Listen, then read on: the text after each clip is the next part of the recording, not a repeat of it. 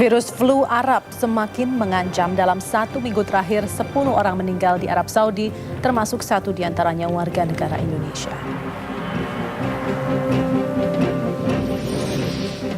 Menteri Kesehatan Arab Saudi dipecat karena semakin banyak orang terjangkit virus flu Arab. Onta juga turut menjadi media penyebaran virus ke manusia.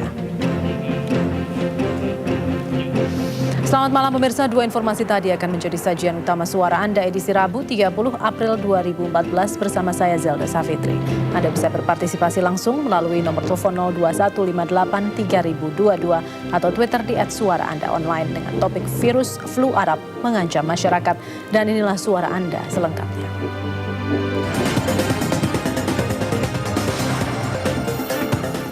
Virus flu Arab atau Middle East Respiratory Syndrome coronavirus yang sedang merebak di Arab Saudi patut juga diwaspadai oleh masyarakat Indonesia. Apalagi untuk Anda yang bersinggungan dengan negara Timur Tengah. Dalam minggu ini ada 10 orang meninggal, diantaranya 1 warga negara Indonesia yang sudah lama menetap di Jeddah. Pasien WNI bernama NA mulai menjalani perawatan di Rumah Sakit King Saudi Jeddah, Arab Saudi sejak 20 April 2014 lalu. NA dinyatakan meninggal dunia karena terinfeksi virus corona dan radang paru akut, gangguan pernafasan, serta gagal ginjal. Ia disebut juga terinfeksi Middle East Respiratory Syndrome coronavirus atau flu Arab. Dalam minggu ini, tak kurang dari 10 orang tewas akibat penyakit ini. Virus flu Arab merupakan virus berbahaya yang dapat merenggut nyawa manusia. Kasus ini ditemukan pertama kali pada tahun 2012 di Arab Saudi. Kementerian Kesehatan meminta calon jamaah haji dan umroh mewaspadai gejala infeksi penyakit yang sedang berjangkit di Arab Saudi. Meski demikian, pemerintah Indonesia belum mengeluarkan peringatan perjalanan atau travel warning kepada jamaah Indonesia yang ingin beribadah ke Arab Saudi. Dibandingkan dengan bulan sebelumnya, dan tadinya hanya ada di luar kota-kota perhajian, dan sekarang sudah ada laporan dari Mekah dan juga mungkin dari Madinah. Itu yang kemudian menjadi kekhawatiran beberapa waktu terakhir ini. Mau umroh, jamaah haji kita masih tunggu perkembangan karena jamaah haji masih butuh waktu beberapa waktu lagi. Nah, untuk antisipasi jemaah umroh dan yang lainnya, kami sudah melakukan beberapa langkah sebenarnya. Langkah yang pertama, saya sudah membuat surat edaran kepada Dinas Kesehatan. Ke depan kita akan adakan rapat dengan Asosiasi Travel Haji dan Umroh. Untuk mengantisipasi penyebaran virus flu Arab, para jamaah umroh diharapkan memeriksakan diri mereka kembali dari Arab Saudi. Terlebih jika mengalami keluhan seperti batuk, demam tinggi, dan sesak nafas memburuk dalam waktu yang relatif singkat. Badan Kesehatan Dunia atau WHO telah mengeluarkan anjuran waspada terhadap virus yang telah menjadi pandemi terbatas di beberapa negara. Tim Liputan Metro TV. Dan untuk membahasnya lebih lanjut sudah hadir Wakil Menteri Kesehatan Ali Gufron Mukti, dan Anda juga dapat berpartisipasi langsung di nomor 021583022 atau Twitter di @suaraandaonline. Selamat malam Pak Ali. Selamat malam Mas Yuda. Sebetulnya seberapa bahayanya virus flu Arab ini? Ya tentu namanya bahaya, ini case fatality-nya kan tinggi. Jadi artinya kalau orang terinfeksi kemungkinan meninggal itu tinggi. Ya. Tentu karena sedemikian case fatality tinggi, kita mesti harus berhati-hati. Tapi meskipun begitu, ya ini sampai sekarang juga WHO belum mengeluarkan semacam travel restriction, tetapi bahwa travel advice memberikan saran, iya. Oleh karena itu Indonesia juga belum katakanlah menyusun sebuah travel restriction gitu enggak ya, tapi kita sudah melakukan sebuah langkah-langkah strategis ya, dan jitu yang tidak merasakan masyarakat ya, terutama yang terkaitannya dengan Timur Tengah ya, bahwa umroh itu 1 tahun kurang lebih sekitar 800.000, jauh lebih besar daripada haji ya. Tapi kita sudah melakukan sebagaimana tadi disampaikan Bapak Dirjen P2PL untuk langkah-langkah strategis yang misalnya apa langkah-langkah strategis itu? Langkah-langkah strategis itu pertama bahwa Kementerian Kesehatan telah berkomunikasi baik ke WHO ya ataupun juga ke KJRI, demikian juga dengan Direktur Penyelenggaraan Haji dan Umroh, demikian juga mengirimkan surat edaran ke seluruh dinas kesehatan dan rumah sakit, termasuk juga menyampaikan beberapa peringatan ya, dan kewaspadaan di airport, dan termasuk juga nanti tanggal 5 ya, kemungkinan besar dikumpulkan seluruh kantor kesehatan pelabuhan di Indonesia. Demikian juga tadi yang penyelenggara travel tanggal 8 atau 9 Mei ya kita akan kumpulkan, kemudian ada satu tindakan yang khusus agar masyarakat kita betul-betul waspada terhadap apa yang bisa dilakukan masyarakat baik yang mereka yang akan berangkat mungkin ke Tanah Suci atau yang baru pulang, apa yang harus diwaspadai? Ya, pertama adalah bahwa masyarakat harus menjaga pola hidup sehat dan bersih ya, untuk memperkuat pertahanan tubuh ini karena virus ya. Oleh karena itu bagaimana makan buah ya, makan sayuran ya, kemudian jangan terlalu capek ya. Kalau dianjurkan mungkin umroh bisa 15 kali sama dengan haji gitu ya. Kita melihat kondisi ya. Jadi tidak boleh memaksakan diri. Istirahat yang cukup begitu. Kalau ada penyakit-penyakit kronis sebelumnya seperti katakanlah penyakit ginjal dan lain sebagainya harus ke dokter dulu ya sebelum berangkat ya. Kalau di sana kalau bisa dijauhi kerumunan, kalaupun memang banyak kerumunan ya karena memang namanya ibadah banyak, pakai masker ya. Dan kalau bisa ada orang yang batuk pilek ya, itu jangan dekat-dekat ya. Dihindarilah sumber baik bakteri ataupun virus ya. Kalau kemudian dia pun ternyata kena semacam pilek, terus kemudian ada gejala-gejala yang drastis ya, cepat kondisinya menurun, dalam 1-2 hari harus segera ke pusat-pusat layanan kesehatan, baik yang diselenggarakan oleh pemerintah Saudi ya, ataupun pemerintah Indonesia. Tindakan-tindakan apa yang diambil oleh layanan pusat kesehatan itu? Apakah cukup dengan misalnya memberikan obat antivirus atau dengan vaksin influenza misalnya? Ya, bisa ini tidak? tergantung kondisinya ya.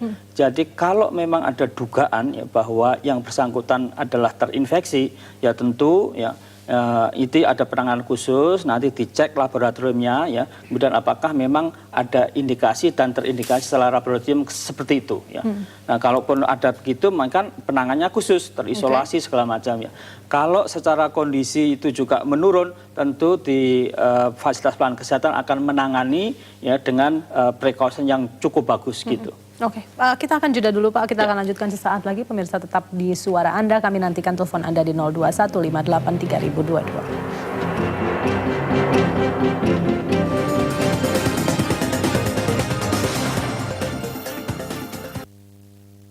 Sunda Plafon, plafon dinding partisi PVC pertama di Indonesia, tidak merambat api, lentur ringan mudah dipasang. Tren perkembangan arsitektur modern, Sunda Plafon, live up your life. Fastron Nanoguard, pelumas berukuran nano, mampu menjangkau celah gesekan tersempit, mengurangi kausan sekaligus membersihkan tumpukan kotoran mesin. Fastron Nanoguard, melindungi hingga celah tersempit, mesin selalu baru. Berapa pohon yang ditebang buat lap air mata lo? Cewek gua kalau nangis nggak pernah gua lap pakai tisu. Gua lap pakai tangan. Tangan gua lap pakai tisu. Semua cewek-cewek gue kalau ke kondangan itu pasti salaman sama pengantinnya. Nah, gue yang disuruh tunggu di parkiran motor doang. Lo jangan nge-gym di Aderai. Kurang gede. Sekalian ke Abang Rai. Stand Up Comedy Show, jam 10:30 malam ini. Forum Indonesia, setiap Kamis jam 8 malam.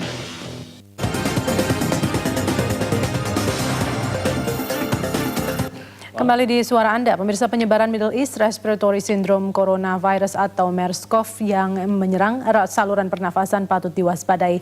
Hingga kini sudah ada 102 orang dari total 339 kasus yang terjadi sejak 2012. Pemerintah Arab Saudi mulai resah dengan merebaknya virus MERS atau flu Arab di sejumlah negara bagian Arab. Bahkan pekan lalu, Menteri Kesehatan Arab Saudi Abdullah Al-Rabiah dipecat dari jabatannya karena jumlah korban MERS bertambah. Pemerintah Arab Saudi juga telah membatasi izin kunjungan perjalanan bagi lansia, ibu hamil, maupun penderita penyakit kronis untuk mencegah penularan. Middle East Respiratory Syndrome Coronavirus merupakan bagian dari virus umum yang dapat menjangkiti manusia dan hewan. Virus ini sama berbahayanya dengan virus SARS atau flu burung yang telah menewaskan sekitar 800 orang di seluruh dunia pada 2003.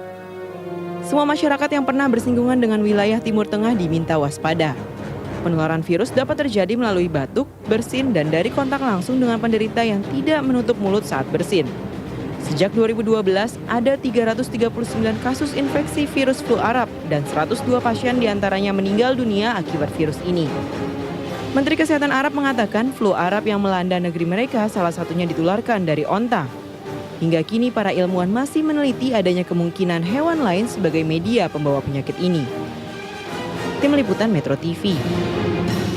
Ya, sebelum kita lanjutkan perbincangan dengan Wakil Menteri Kesehatan, kita sapa dulu ada Pak Syarif yang bergabung dari Jeddah, Arab Saudi. Selamat malam Pak Syarif. Malam, sore. Selamat sore Pak Syarif untuk Anda. Bagaimana kondisi saat ini di Arab Saudi sendiri terkait penyebaran virus flu Arab ini? Ya, pada dasarnya seluruh masyarakat Saudi maupun non Saudi ya tetap waspada, dihimbau oleh pemerintah Saudi untuk tetap waspada, sering-sering minum vitamin dan sering menggunakan masker. Oke, antisipasi dari konsulat jenderal kita di sana sendiri seperti apa, Pak? Ya, kalau konsulat sih hampir setiap hari ya ngasih himbauan ke masyarakat Indonesia di Saudi. Contohnya cara menjaga diri, diarahkan menggunakan masker, terus jangan sering-sering keluar dari rumah kalau nggak penting-penting banget. Jaga kesehatan, kalau ada tanda-tanda flu atau segera ke rumah sakit. Ya kayak gitu, himbauan terus, setiap hari dikasih himbauan. Langkah penanggulangan yang disosialisasikan kepada warga seperti apa, Pak? Ya, sampai saat ini ya baru sebatas himbauan-himbauan aja, pengumuman kayak gitu. Langkah-langkah menjaga kesehatannya seperti itu aja. Tapi ada lebih cuma untuk pemakaian masker sendiri baru sebatas himbauan atau sudah diwajibkan, Pak? Baru himbauan. Oke, baru himbauan ya. Oke, untuk rumah sakit sendiri apakah sudah terlihat begitu banyaknya pasien-pasien yang mengeluhkan gejala-gejala seperti ini atau masih normal? Masih normal-normal aja, cuma kalau masalahnya virus mas ini diarahkan 2 rumah sakit sampai saat ini. Untuk penanganannya diarahkan 2 rumah sakit, ya King Fahad sama King Abdul Aziz. Oke. Jadi pemerintah Saudi mengarahkan ke sana. Warga sendiri seberapa khawatir dengan penyebaran virus ini? Kalau saya lihat sih dari situasi di sini sih nggak terlalu khawatir banget, karena mayoritas sih jarang yang pakai masker, malah biasa-biasa aja seperti nggak ada apa-apa. Mempengaruhi tidak jumlah jamaah umroh di sana? Ya mempengaruhi, ya jamaah umroh pun banyak yang menggunakan masker, malah itu lebih banyak diharuskan itu. Oke, baik. Jadi hingga saat ini masih berupa himbauan begitu ya pada warga apabila untuk menjaga daya tahan tubuh begitu ya, Pak ya? Iya. Oke, baik. Pak Syarif di Jeddah, terima kasih Anda sudah bergabung di Suara Anda. Selamat malam. Ya, Pak Ali, jadi sebetulnya kuncinya adalah ada di daya tahan tubuh itu. Betul. Ya, dan juga kenakan masker. Termasuk juga tadi saya tambahi kalau bisa cuci tangan ya dengan sabun ya. Cuci tangan dengan sabun. Iya, itu harus sering mungkin gitu. Ya. Sempat ada informasi yang beredar terkait penggunaan masker ini, Pak, gitu, bahwa masker itu berbeda-beda begitu ya, dari daya saringnya itu juga berbeda. Masker seperti apa sih yang harus digunakan warga? Ya, memang yang lebih bagus ya tentu yang kualitasnya itu lebih bagus ya. Artinya bahwa saringannya ya itu udah ada ukurannya berapa milimikron yang untuk bisa menyaring ya. Bagaimana masyarakat bisa tahu mana yang bagus, mana yang tidak? Tentu biasanya secara umum sih udah bagus ya, secara umum ya, umumnya memang memenuhi persyaratan ya. Tetapi ya kalau kita bisa lebih hati-hati, yang kualitasnya bagus, dilihat dari sisi bentuknya, harganya juga sudah kelihatan. Sudah kelihatan, itu akan lebih baik gitu. Benarkah Pak, tapi informasinya mengatakan bahwa penggunaan masker itu sebetulnya bisa sisi bolak-balik begitu ya, ada sisi untuk menghindari kita menulari orang dan juga sisi menghindari virus masuk ke tubuh kita. Betul tidak? Ya, tentu ya, karena standarnya kan sudah ada ya, jadi standar pemakaiannya ya. Jadi oleh karena itu ya harusnya memang dipakai ya seperti itu.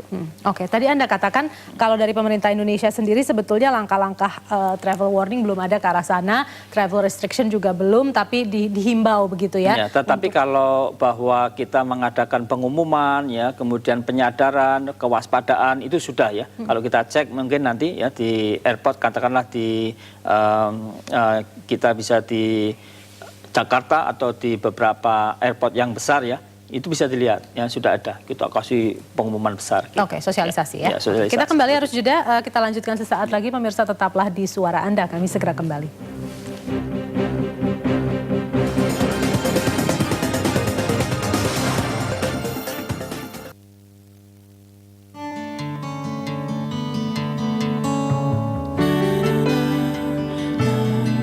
Keturunan diabetes 6 kali lebih beresiko terkena diabetes. Cegah mulai sekarang. Ganti gula Anda dengan Tropicana Slim.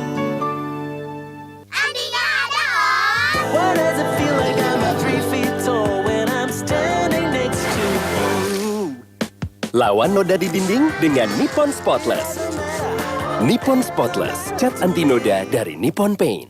Fastron Nanoguard, pelumas berukuran nano, mampu menjangkau celah gesekan tersempit, mengurangi kausan sekaligus membersihkan tumpukan kotoran mesin. Fastron Nanoguard, melindungi hingga celah tersempit, mesin selalu baru. Mandiri KPR, mewujudkan impian. Apapun hunian Anda, mandiri saja. Sunda Plafon, live up your life. Jogja betul-betul istimewa. Kita sambut narasumber spesial di Mata Najwa on Stage. Kalau diminta untuk memilih satu superhero yang kekuatannya ingin diambil untuk bisa memperbaiki negeri. Seperti Krishna, Jatbal, Iron Man, The Avenger. Saya milih Batman. Yang saya butuhkan bukan pemimpin, jodoh. Minimalnya Najwa Shihab. Mata Najwa on Stage dari Jogja untuk bangsa. Hadir 90 menit, jam 8 malam ini. Mata Najwa hadir setiap Rabu, jam 8 malam.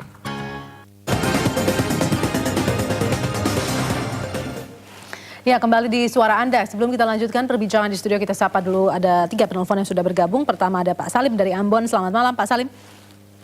Ya, Assalamualaikum. Waalaikumsalam Pak, silakan.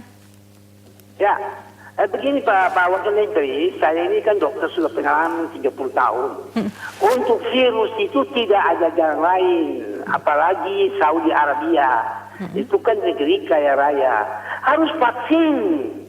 Bagaimanapun juga harus kita membuat vaksin untuk mencegah waktu umrah atau haji. Virus ini berbahaya, seperti pakai masker. Tidak ada guna pakai masker. Seperti helm. Tidak ada guna juga tuh helm.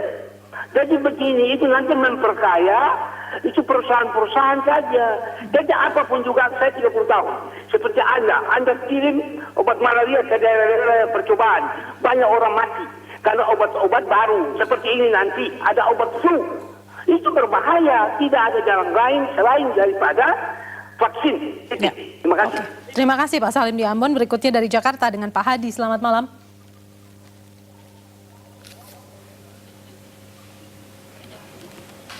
Pak Hadi? Ya. Ya, silakan Pak. Selamat malam. Assalamualaikum Pak Wakil Menteri. Waalaikumsalam, Adi. Mengenai ini Pak, kebetulan kami ini sekeluarga ada rencana untuk umroh. Memang kami merasa sangat khawatir dengan perkembangan terakhir ini. Tadi disebutkan oleh Pak Menteri bahwa telah dilakukan langkah-langkah strategis dan jitu.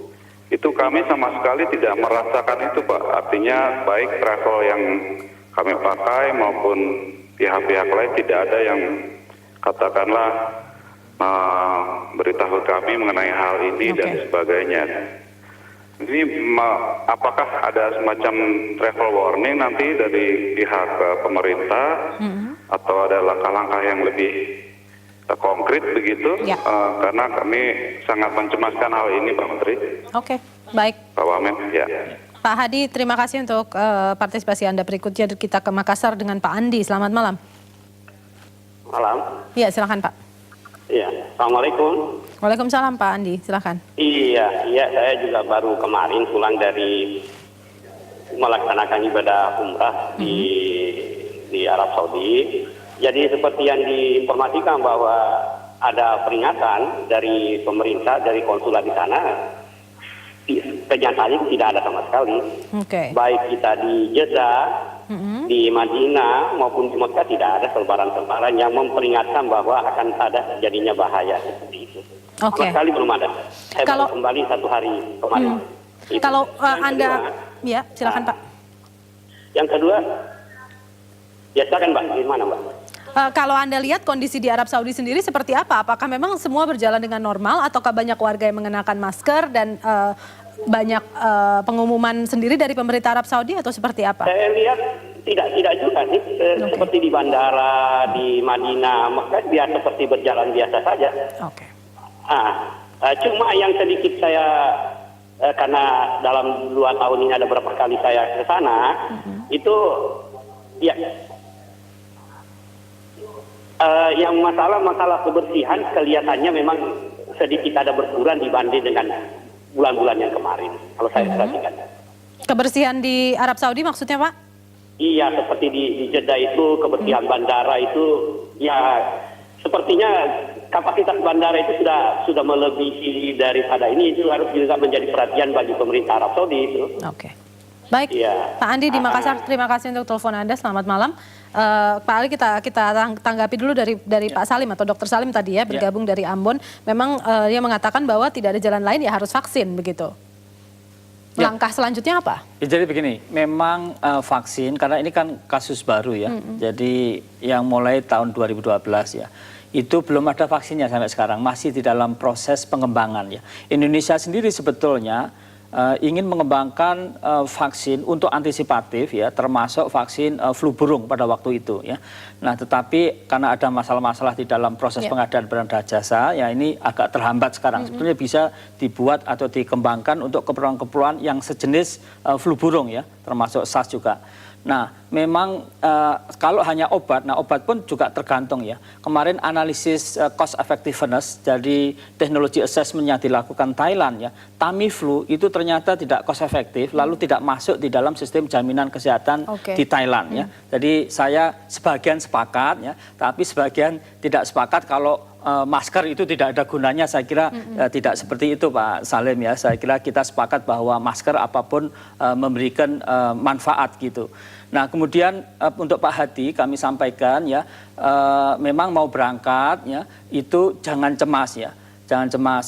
Memang kita harus waspada dan itu harus ya, karena kalau sampai terinfeksi ini case fatality rate-nya tinggi, artinya kemungkinan kemudian memburuknya bahkan mohon maaf bisa meninggal itu besar ya. Oleh karena itu kita harus perhatian, waspada, tapi tidak perlu cemas karena begini, dari sekian banyak ya jamaah, kan tadi sudah disampaikan juga oleh Pak Andi ya, sekian sampai berjubel-jubel gitu, itu banyak ya.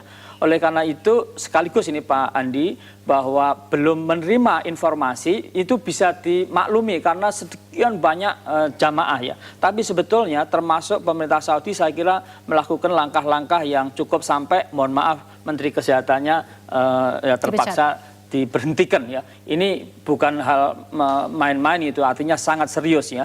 Jadi tapi karena ini tidak mudah ya, dan di antara sekian ya itu katakanlah ratusan ribu ya jamaah ya, ini kira-kira tadi yang terkena sampai sekarang kan sekitar 200-an ya yang terinfeksi ya, 200 sampai 300 ya yang secara laboratorium terbukti ya. Jadi ini yang perlu kita kemudian waspadai ya.